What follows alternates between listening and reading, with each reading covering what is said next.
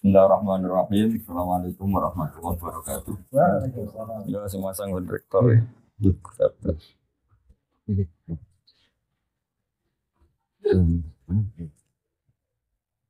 Bismillah wassalatu wassalamu ala rasulillah sayyidina maulana Muhammadin wa ala alihi wa wala.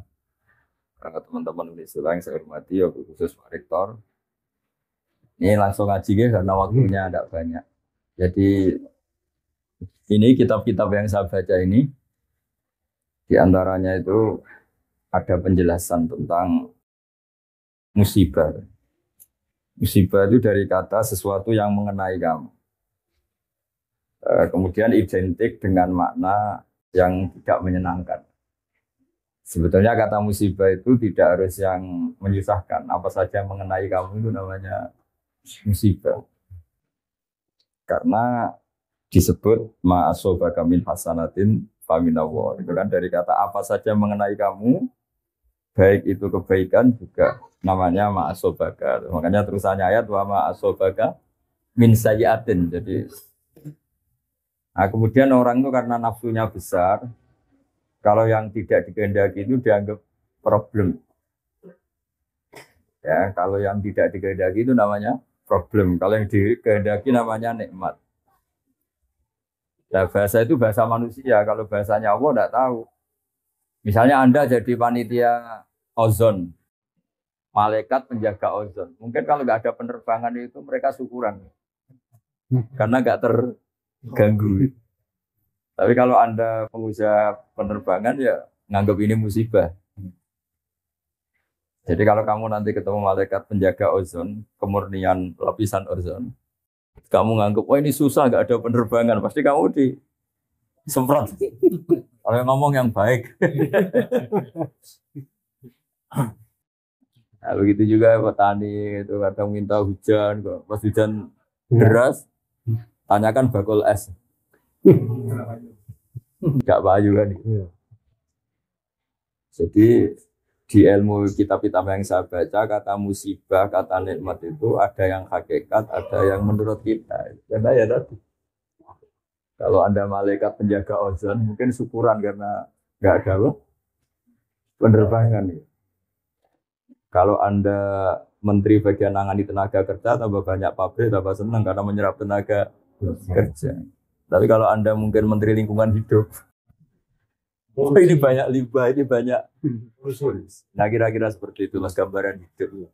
Kalau Pak Bejo jadi rektor, kata kroninya ya alhamdulillah, kata musuhnya ya ini musibah. Alhamdulillah. Jadi pola-pola sosial Mau pemilihan ini. artinya kalau kita pakai bahasa manusia akan selalu gitu, ada subjektivitas, ada nisbi, ada. Lalu gunanya ngaji sama kiai ya tadi orang dilatih pakai bahasanya Allah. Ya bahasanya Allah tadi ya kita tidak tahu persisnya ini nikmat apa musibah, tapi di balik itu ada hikmahnya, itu sudah dekati bahasa ketuhanan karena apa? Ya, tidak mengklaim.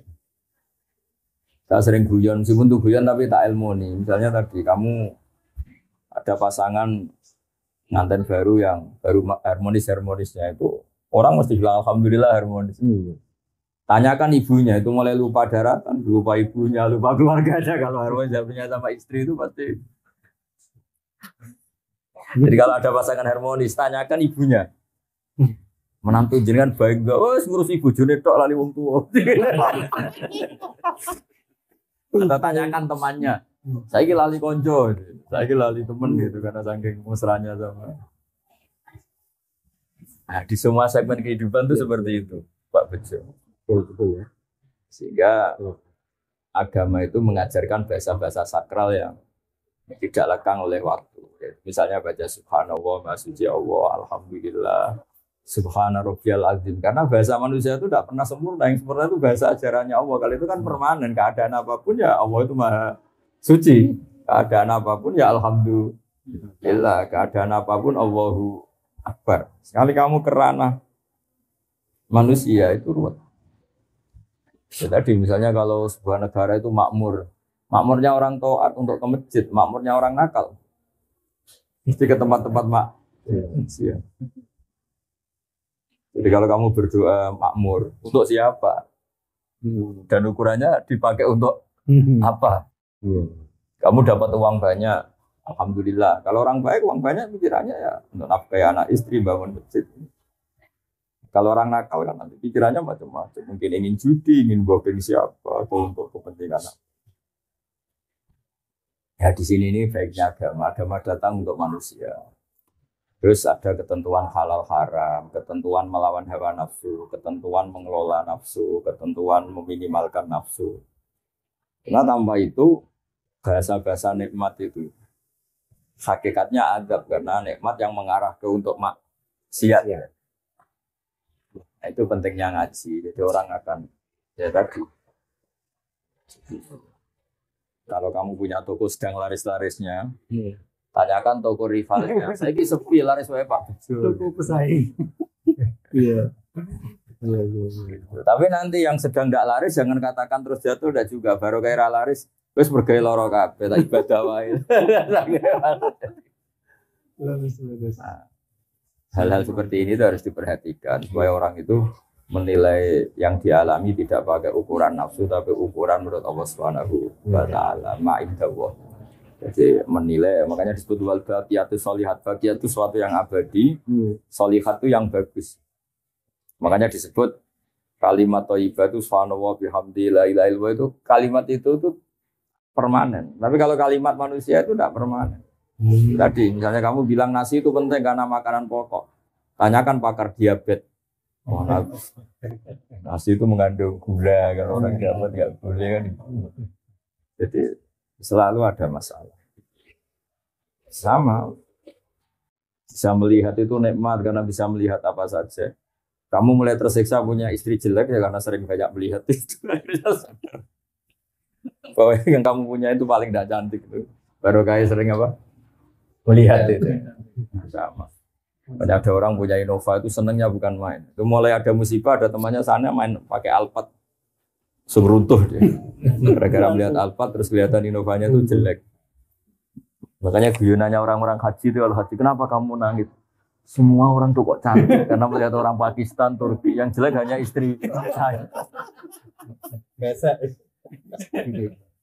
Akhirnya gantian yang istrinya nangis. Kenapa kamu nangis? Semua orang kok ganteng, jelek hanya suami saya. Di sini hebatnya agama. Ukuran mengelola nikmat itu la tamud dan na'inaika. Kamu jangan pernah melihat yang tidak milik kamu karena awal ketidaksyukuran tuh melihat. Jadi awal ketidaksyukuran tuh karena melihat. La tamuddanna ainaika, jangan arahkan pandangan kamu ke hal-hal yang ya, tadi. Jadi rektor sudah syukur.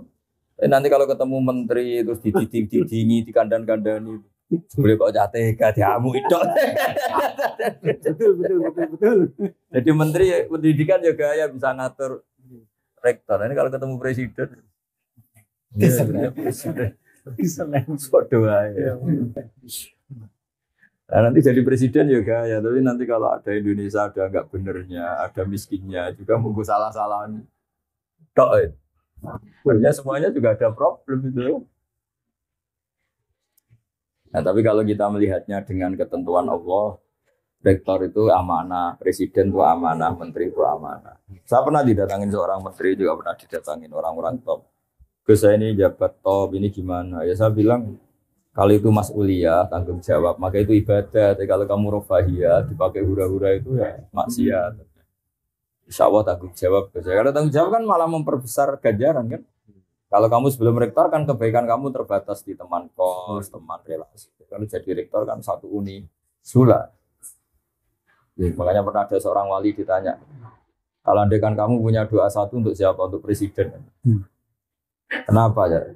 Kalau yang baik RT kan kebaikannya hanya satu RT. Kalau yang baik bupati hanya satu kabupaten. Kalau yang baik presiden satu negara.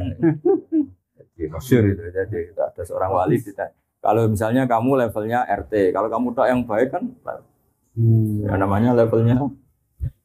Ya, makanya ada wali yang sangat luar biasa ditanya, andai kan kamu punya satu doa sosial, ya kalau doa pribadi kan tentu husnul khotimah. Kalau kamu punya jatah doa satu doa sosial, kamu beruntukkan siapa untuk presiden? Kenapa? Sekali beliau baik, manfaatnya lebih luas kan? Ya ini punya jatah 21 duduk anak RT yang baik ya sudah hanya satu kawasan itu aja. Yang baik.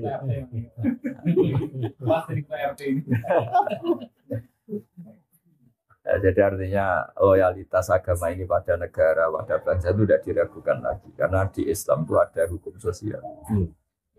Nah, cuma bedanya orang wali sama ndak, wali itu kan nganggap musibah itu dianggap awal kebaikan karena terus orang kembali ke Allah. Dulu itu orang nggak takut mati. Seakan-akan kalau ilmu medis itu menguasai semua. Gara-gara COVID belum ditemukan obatnya itu. Banyak yang tawaduk. Kemarin-kemarin kayak ada kematian itu. Orang PD-nya hidup. Gara-gara ada COVID. Antara orang awam sama profesor sama-sama ngitung hari. Takutnya. Iya kan? Jadi selemah itu manusia ngadepin musibah. Pontang-panting semua negara katanya medisnya paling bagus kayak negara-negara maju juga pontang-panting semua. Jadi makanya saya mohon dari pengajian ini, dari ngaji ini sampai kalau sholat itu lebih in. Kalimat yang kamu lafadzkan di sholat itu kalimat paling permanen. Rabbana lakal hamdu, engkau layak dipuji, engkau maha suci, engkau maha besar. Itu kalimat permanen. Kalau kalimat yang kamu bikin itu tidak ada yang permanen karena subjektivitas. Ketika kamu bilang tadi penerbangan itu kosong atau minim, itu kamu anggap musibah. Kata malaikat penjaga ozon itu bagus itu. Ketika Kementerian Tenaga Kerja bilang banyak pabrik itu bagus penyerapan tenaga kerja, tanyakan ahli lingkungan. Iya. Sama di presiden juga sama. Ketika ini jadi presiden temannya partainya bilang alhamdulillah, tanyakan rivalnya atau musuh politiknya. Rektor juga sama. Toko juga sama. Hal-hal seperti ini terus menjadikan wali-wali itu nggak bicara tentang makhluk, hanya bicara tentang Allah. Makanya terus toreko itu kan wiridan paling kelima kan Allah. Maksudnya sudahlah makhluk sudah. Bismillahirrahmanirrahim. Subhanallah fi khawdihim al-abun sudah semuanya itu orientasinya ke Allah saja, yang lainnya tuh biarin gitu. Zarhum fi khawdihim al-abun. Makanya ada sholat istisqa nggak mandi itu karena yang di pojok bakul es. Ini kalau mandi esnya ada baik. Nah, ternyata ketika orang lain semangat amin karena sawahnya banyak. Terus ini aminnya tenang. Kenapa kamu tidak semangat? Saya tidak punya sawah, nggak ada hujan juga nggak apa-apa. Saya ini penjual es. Jadi apa ya? Ya gitu itu kehidupan ya begitu. Wong ini kabar-kabarnya itu kata ilmuwan itu. Lapisan ozon itu membaik itu sekian puluh % gara-gara pengurangan penerbangan. Oh iya, bisa kamu bayangkan kayak Singapura, Hong Kong per menit, ya kan yang pesawat-pesawat, yang bandara-bandara paling sibuk. Coba kalau kamu jadi malaikat bagian jaga ozon, rapat terus, gimana ini hentikan pesawat? Mungkin rapatnya tuh, udah COVID-kan aja, kalau dayat. Ya meskipun itu guyon, tapi orang biar tahu lah kalau semua yang diciptakan Allah itu ada hikmahnya. Maksud saya itu ada. Kalau ada pabrik tutup, tanyakan pakar lingkungan. Bagus sekarang sudah ada limbah, kenapa pabriknya tutup? Tapi kalau tanyakan pekerjanya, susahnya. Ya bayangkan kalau bahasa subjektivitas gini dipakai ilmu hakikat kan kacau. Tapi kalau di PSDA itu hukum sosial, pasti ada subjektivitas. Kalau ilmu hakikat ya tadi yang PHK ya tidak mesti gak dapat pekerjaan, saja dapat pekerjaan yang lebih baik. Kan kemarin banyak pilot yang jadi penjual mie.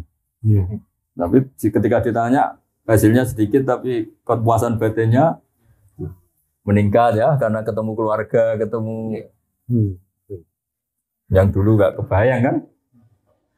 Ya saya berharap cara pandang Islam ini kita ikuti bahwa di balik semua itu ada hikmah dan menjadikan kita kembali kepada Allah Subhanahu wa Ta'ala. Saya kalau nyontohkan di masyarakat itu, ketika kamu kecil, dolanan ekran itu seneng kira-kira, dolanan yuyu seneng, dolanan hal-hal yang nggak menghasilkan uang itu seneng.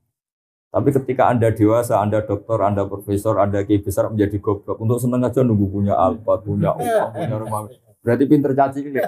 Caci cilik itu untuk seneng tuh hal-hal sepele bisa bagi.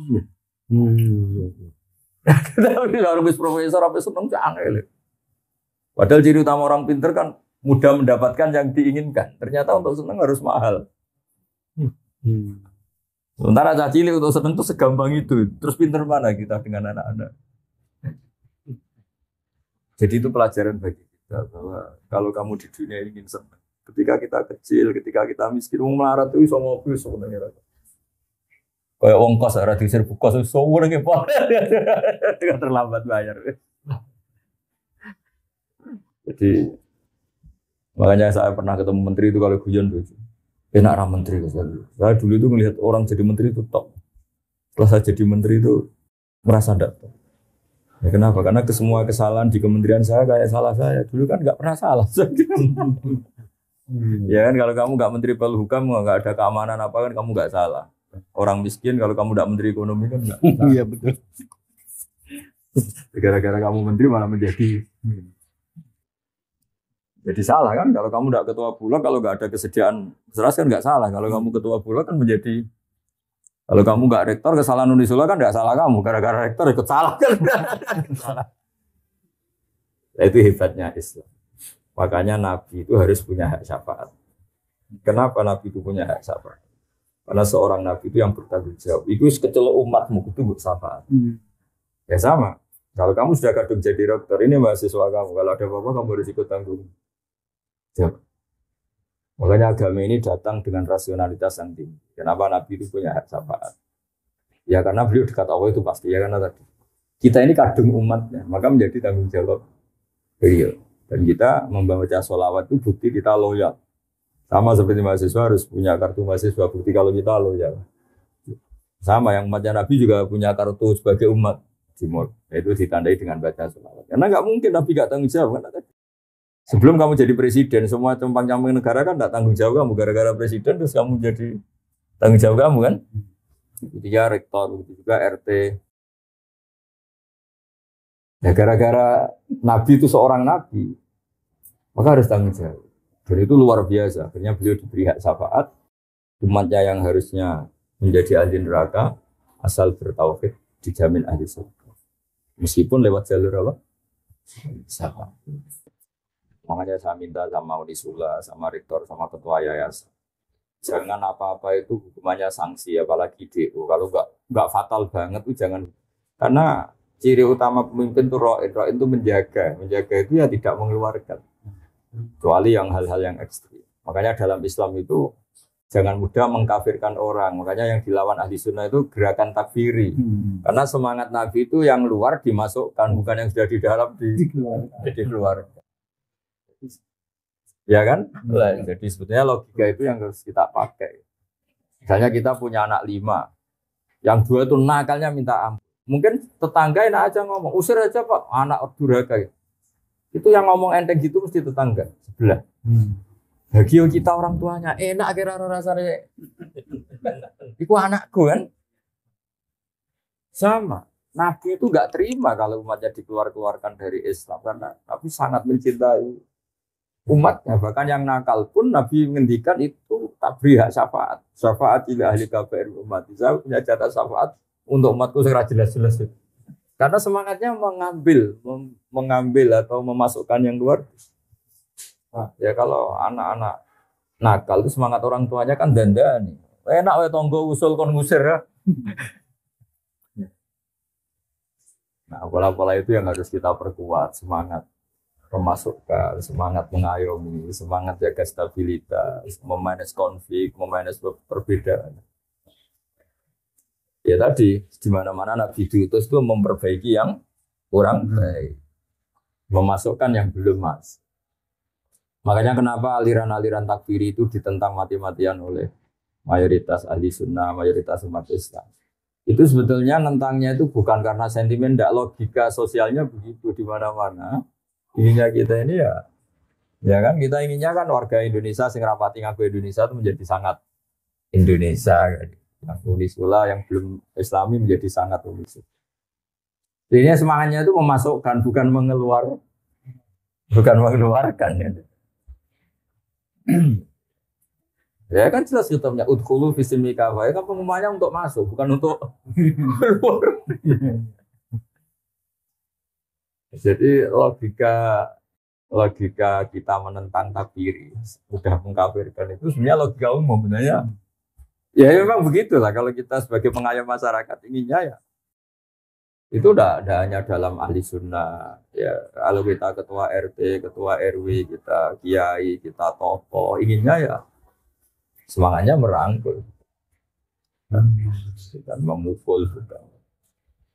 Jadi tadi ya pesan saya kalimat-kalimat thayyibah yang Anda baca di sholat itu jiwai karena itu kalimat yang permanen. Kalimat yang kamu lontarkan dari diri kamu sendiri itu pasti ada subjektivitas. Itu tidak bisa kamu pakai swan Allah. Yang bisa dipakai swan Allah itu kalimat-kalimat thayyibah tadi karena itu permanen, kebenarannya permanen. Makanya disebut wal baqiyatus sholihatu khairun inda rabbik. Tapi kalau kalimat yang kita utarakan itu subjektif semua. Bilang sayang istri ya sampai kapan kan pertanyaan. Ya kan? Cinta unisula ya sampai kapan? Nanti kalau ada konflik tawarin kampus lain yang menjanjikan perlu dipertimbangkan juga kan. Apalagi cinta partai ya. Ya malah tinggal mana ya kan malah. Ya kan? Jadi kalau cinta manusia, bencinya manusia itu ya subjektivitasnya seperti itu. Jadi kalau cinta Allah itu ya abadi. Walladzina amanu asyaddu hubbal lillah. Kalau kamu mukmin betul ya orientasi yang paling kamu cintai itu Tuhan. Nah sekarang ngaji seperti ini sudah langka. Dikira kalimat-kalimat thayyibah itu kayak mantra, kayak rutinitas. Itu filosofi. Ya itu kalimat permanen yang bisa kamu tanggung jawabkan depan Allah itu ya Allahu Akbar kalimat. Makanya saya bilang sering memberi contoh itu. Kalau ada semut sama semut pacaran gitu misalnya. Pacarannya itu di daun mangga misalnya. Dia asik sama yang disenangi pacaran. Kata-kata semut kan, saya asik pacaran karena pasangan saya mencintai saya. Sebaliknya bilang gitu. Tapi kalau kamu yang mengendalikan, kamu asik itu karena godong ini ora tak kipatno. Sekali tak kipatno tuntas kan. Yang sama ketika kita punya alpat nikmat, kumpul istri nikmat, makan nikmat. Kata malaikat bagian gempa. Kon gak matur sampai aku tak hoyak.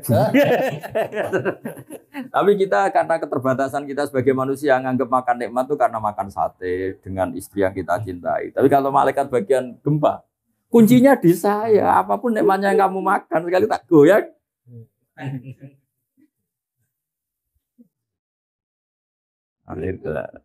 Nah itu sirinya, rahasianya. Kenapa kiai-kiai itu matehai malaikat, matehai penjaga langit, penjaga bumi itu karena itu berkontribusi dalam kenikmatan yang kita. Ya. Jadi, kalau kamu tidak mau Fatihah itu bisa tersinggung. Itu ya. Selesai. Nah, itu bedanya kiai sama rektor, Pak.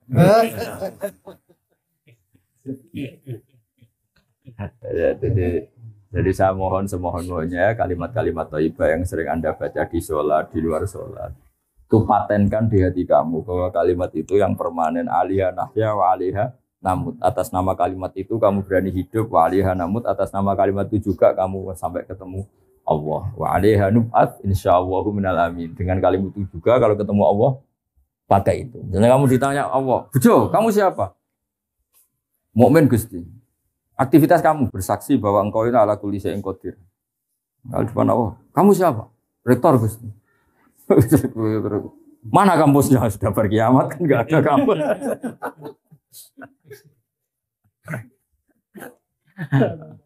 Ya kan nggak ada semua kan sudah. Jadi ayat sebut ma'indakum yanfadu wa ma'indallahi baq. Apa yang di sekeliling kamu bisa hilang, tapi kalau yang terkait Allah itu akan apa? Makanya saya minta jenengan jadi rektor juga melihatnya untuk kemanfaatan agama.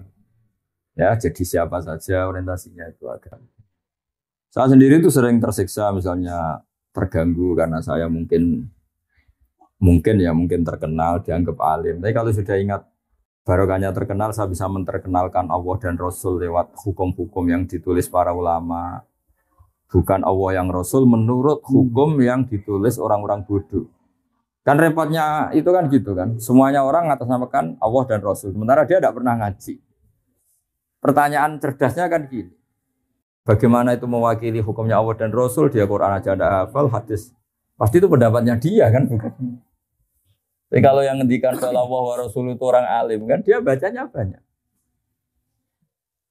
Itu kan menurut Unisula, ternyata dia tidak tahu tata tertib di Unisula, pasti menurut dia kan. Yang berhak bilang menurut Unisula ya kalau dia menguasai ADART Unisula kan kira-kira gitu. Menurut Indonesia ternyata dia ada orang yang ahli UD 45, ada ahli apa. Berarti menurut dia bukan menurut. Nah kira-kira gitu di dunia kiai kalau menurut Islam ternyata dia ada menguasai Quran, ada menguasai hadis. Menurut Islam apa menurut dia? Ya kira-kira gitu. Makanya saya senang kalau yang ngaji itu orang yang menguasai Quran dan hadis. Supaya menyampaikan pendapat Islam ya sesuai referensi dan bentukan Allah dan Rasul, karena bacanya banyak. Yang berhak ngomong saya ini Indonesia ya yang baca UD, baca ini itu Pancasila. Supaya sangat Indonesia itu loh. Baca enggak mau. Tahu-tahu menurut Islam. Islam yang mana? Dia enggak pernah. Makanya ada seorang kiai pidato tak tegur, dia langsung istighfar. Orang kiai itu harus kalah. Kalau enggak kaya enggak dihormati. Walhasil kiai itu suatu saat saya tak tanya. Memangnya ada target dalam Islam untuk dihormati? Target dalam Islam itu ingin diridhoi Allah. Kowe aneh-aneh. Iya ya. Terus kata harus itu kan harus. Kiai harus kaya. Harus itu artinya kalau wajib kan, pengganti katanya wajib. Berarti yang miskin dosa semua. Terus dia bilang astagfirullah, sudah keliwat, sudah gak bisa diistighfar, berat itu. Caranya istighfar kamu harus mencabut kalimat itu di depan umum. Karena kamu utarakan di depan umum, kamu harus cabut juga di depan umum. Jadi kapan-kapan kalau pidato bilang gini, ternyata kaya itu wajib, miskin juga penting. Itu kan karena dia cerminan pikirannya dia, karena lama miskin terus bosan miskin terus saking bosannya bilang, iya harus bosan-bosannya sendiri jadi statement atas nama Islam. Coba kalau itu diomongkan pas acara Isra Mi'raj, dia seorang kiai dengan atribut kiai yang ditunggu-tunggu fatwanya, ini kan seakan-akan fatwa Islam ini. Padahal fatwanya sendiri. Nah itu makanya saya mohon ya, kalau sholat, kalau pas wiridan, tengah malam, subhanallah, astagfirullah, itu anggap itulah kalimat permanen yang alaiha nahya, wa alaiha namut, wa alaiha nub'ats, insyaallah ta'ala. Ya, ngoten. Assalamualaikum warahmatullahi wabarakatuh.